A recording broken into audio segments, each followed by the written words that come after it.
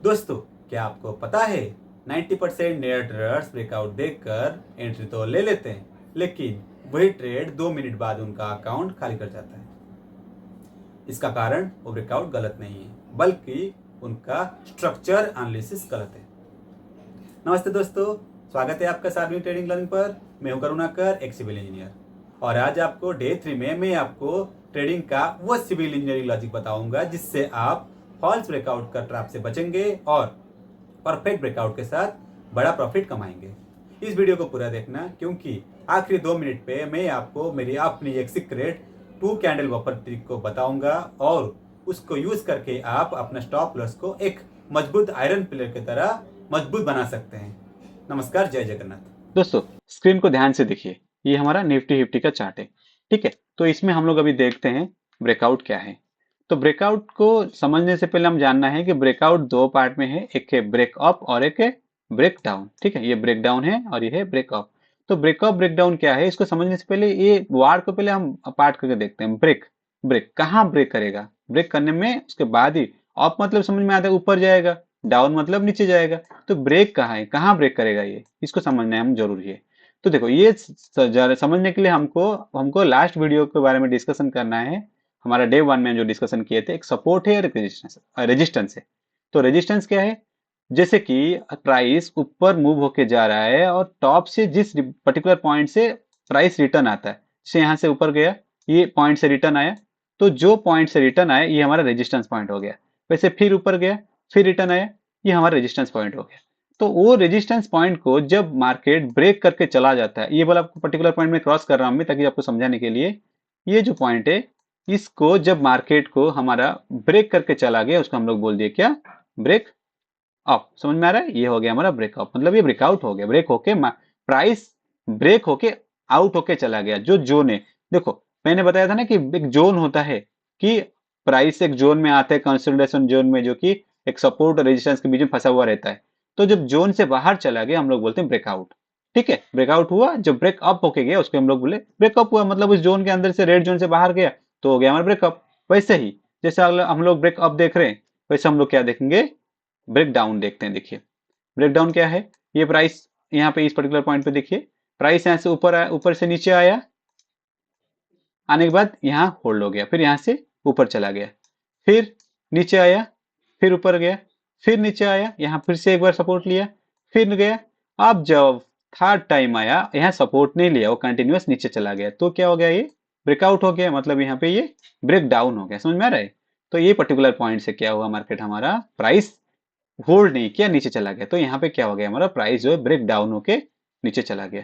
ठीक है, तो हमको ये ब्रेकअप ब्रेकडाउन समझ में आया, इसमें कोई डाउट तो नहीं होना चाहिए कि हम लोग मार्केट जब एक जोन से ऊपर जाके निकल जाते हैं या नीचे आके आ जाते हैं, उसको हम लोग बोलते हैं ब्रेक डाउन ब्रेकआउट। ओके, तो हम लोग अभी देखते हैं ये ब्रेकअप ब्रेकडाउन जो है क्या सही है और कौन सा फेक है। ये देखो, ये हमारा पर्टिकुलर आया और ब्रेकआउट होके चला गया कि नहीं, ब्रेकडाउन होके चला गया। बट अगर मैं दूसरा केस में आपको दिखाऊंगा कहां पे मार्केट आया बट वो पर्टिकुलर ब्रेकआउट को मतलब वो सस्टेन नहीं किया।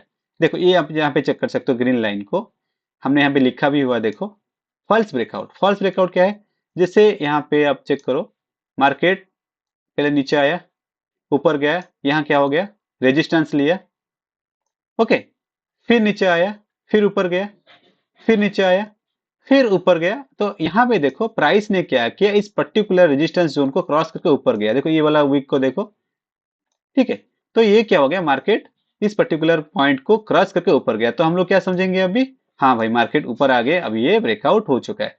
लेकिन उसी वक्त मार्केट फिर से क्या हो गया, नीचे आ गया, तो हमारा प्राइस क्लोजिंग कहाँ दे दिया, लाइन के, रेजिस्टेंस लाइन के नीचे। ये लाइन जो है रेजिस्टेंस लाइन है, क्योंकि यहाँ मार्केट बार बार टच होके नीचे आ रहा था। ठीक है, तो ये वाला पर्टिकुलर क्या हो गया, ये फॉल्स ब्रेकआउट हो गया। कैसे, मार्केट ऊपर नहीं पहुंच पाया। तो हमको हमेशा याद रखना है कि मार्केट ब्रेकआउट होने के टाइम कहाँ, किस तरह से ये प्रॉपरली ब्रेकआउट हो रहा है। अगर फॉल्स ब्रेकआउट में हम लोग ये मटेरियल यहाँ से हम लोग प्राइस परचेज कर लेंगे, तो क्या होगा, हमारे यहाँ पे हमारा पैसा ही लॉस होगा, क्योंकि यहाँ पे हम लोगों ने मार्केट को पैसा दे दिया, अपना मनी लॉस कर दिया। क्या है, हमने बाय कर लिया, फिर यहाँ पे स्टॉप लॉस हिट होके नीचे आ गया। समझ में आ रहा है।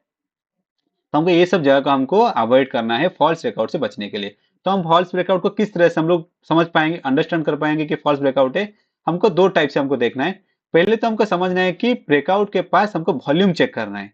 वॉल्यूम अगर हाई है, सपोज करो एक एग्जाम्पल दे रहा हूँ, हम लोग यहाँ पे ब्रेकडाउन लिया, ओके, ये हमारा प्रॉपर ब्रेकडाउन था।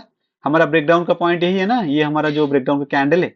तो ये जो पर्टिकुलर लाइन देखो, हमको उस पर्टिकुलर ब्रेकडाउन, उस प्राइस मूवमेंट के साथ साथ वॉल्यूम को भी देखना है। जिस तरह से हम लोगों ने कोई भी कॉलम करेंगे तो विदाउट रेनफोर्समेंट के हम लोग कंक्रीट करेंगे तो क्या होगा, वो कॉलम रुकेगा नहीं, वो टूट जाएगा, क्योंकि उसके अंदर से हम लोग को स्ट्रेंथ लेने के लिए रॉड नहीं है। ठीक उसी तरह से हम लोग अगर यहाँ पे ये ब्रेकआउट के जगह पे अगर हम लोग उसको वॉल्यूम के साथ जॉइंटली नहीं देखेंगे तो इस तरह का कहानी आएगा जो कि हमको फॉल्स ब्रेकआउट देके जाएगा। तो इसको समझो आप अच्छी तरह से। कैसे इसका वॉल्यूम चेक करेंगे? जो वॉल्यूम यहाँ पे पार्ट पार्ट जा रहे थे, तो अब यहाँ से मेरा कुर्सर को देखो, ये मूव होके जा रहे हैं। जो ब्रेकआउट का कैंडल है ना, उसका वॉल्यूम उसका पिछला 3-4 कैंडल से ज्यादा होना चाहिए, वहां ज्यादा मूवमेंट होना चाहिए वॉल्यूम का। देखो ये वाला कैंडल हाई है ना, दिख रहा है? तो ये वाला लाइन में आप देखो, इसका जो कैंडल है ये है हमारा ये वाला कैंडल, ठीक है? तो बड़ा वाला कैंडल है, तो हमारा ये कैंडल उसको सपोर्ट किया, वॉल्यूम कैंडल सपोर्ट किया, तो हम लोग समझ पा रहे हैं कि हाँ ब्रेकआउट का प्राइस नीचे आ रहा है, उसके साथ साथ हमारा वॉल्यूम भी ज्यादा है, तो ये हमारा सस्टेन करेगा ब्रेकआउट, ये फॉल्स नहीं होगा।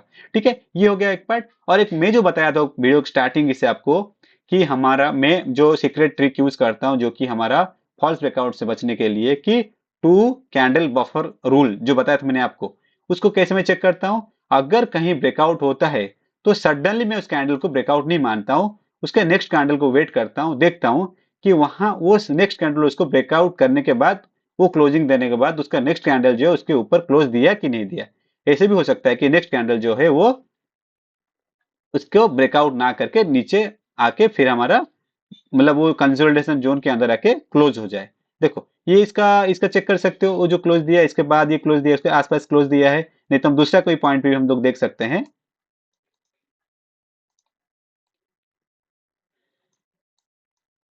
अब ये देखिए, ये वाला देख सकते हैं, ये भी एक ब्रेकआउट है हमारा। ठीक है, ब्रेकअप देखिए, हमारा यहाँ प्राइस ऊपर गया, देखिए प्राइस ऊपर गया, नीचे आया, फिर ऊपर गया, नीचे आया, ये पर्टिकुलर पॉइंट में देखो हमारा प्राइस ब्रेकआउट दिया हुआ है, ये यहाँ पे ब्रेकआउट दिया हुआ है। तो मैं क्या करता हूँ, टू कैंडल बफर ट्रिक जो बताया था मैंने आपको, तो जो रूल बताया था मेरा वाला जो सीक्रेट रूल है, मैं इसमें क्या करता हूँ, पहले एक कैंडल जो है हमारे यहाँ पे ब्रेकआउट दिया, उस कैंडल ब्रेकआउट देने के बाद मैं तुरंत एंट्री नहीं करता हूँ, मैं क्या करता हूँ उसके नेक्स्ट कैंडल को वेट करके देखता हूँ, ताकि उसका नेक्स्ट कैंडल भी उसके ऊपर क्लोजिंग दे। देखा? तो इस पर्टिकुलर पॉइंट से मैं ब्रेकआउट का मैं कंसिडर करता हूं, ताकि वहां से देखो मार्केट हमको ऊपर लेके गया हुआ है, दिख रहा है? वहां से हमारा फिर प्राइस ऊपर गया। नहीं तो फिर मैं अगर दूसरा समझ करके चलो, फिर यहाँ ब्रेकडाउन भी देख के चल सकते हो कोई भी जगह पे, तो वैसा ही मिलेगा। अभी यहाँ पे इसी पॉइंट पे भी देख सकते हो, यहाँ भी ब्रेकआउट हुआ एक पॉइंट पे, ये क्या हो गया, उसको क्लोजिंग दिया ऊपर में, ये पॉइंट पे मैं नहीं लेता हूँ, मैं क्या करता हूँ second candle, two candle buffer rule जो बताया मैंने, सेकंड कैंडल में मैंने एंट्री लिया, तो फिर मार्केट यहाँ से क्या हो गया, मूव होके ऊपर गया। देखिए मार्केट पे यहाँ से सडन मूव देके सीधा ऊपर चला गया। तो मतलब ये है कि मैं हमेशा क्या करता हूँ, दो कैंडल देखता हूँ।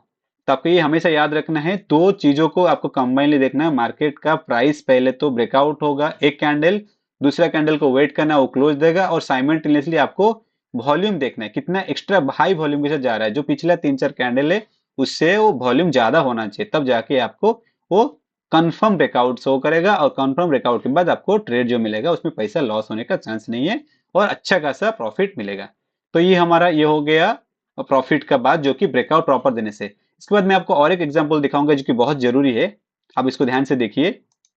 कभी कभी क्या होता है ना, ब्रेकआउट होने के बाद भी मूवमेंट बढ़ा नहीं देता है, तो जो कि मैं आपको पिछले अभी दिखाया था, कि मैं दूसरा पॉइंट पर लेके दिखाया था, क्यों क्या होता है ना, मार्केट अगर ट्रेंड रिवर्सल में अगर ब्रेकआउट दे रहा है तो वहां ज्यादा मूवमेंट नहीं आता है, वो कम ही छोटा सा ब्रेकआउट देके छोड़ देता है। एक एग्जांपल के साथ देखो, ये मार्केट अभी डाउन ट्रेंड में जा रहा था, यहाँ पे हम लोगों को ये पर्टिकुलर पॉइंट पे देखो आप, ब्रेकआउट दिया हुआ है, यहाँ ब्रेकआउट तो दिया, लेकिन फिर वहां से वो सस्टेन नहीं कर पाया, मार्केट नीचे आ गया, क्योंकि यहाँ पे हमारा ट्रेंड नीचे जा रहा था, तो रिवर्सल साइड में ब्रेकआउट, प्रॉपर ब्रेकआउट वो नहीं देता है, मतलब उसका ज्यादा मूवमेंट नहीं आता, ब्रेकआउट तो देता है।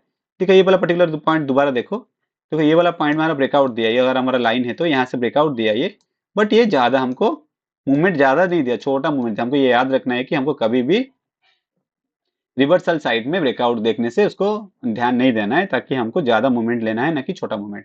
ठीक है, तो ये जो मूवमेंट का हमें ट्रेंड के बारे में बताया, तो मैं आपको नेक्स्ट वीडियो में उस ट्रेंड के बारे में समझाऊंगा। ट्रेंड क्या है, कैसा वो मूव करता है, उसका क्या जरूरत है, किस तरह से हमको उसको अंडरस्टैंड करना है, तो इसके लिए हम लोग नेक्स्ट वीडियो में समझेंगे।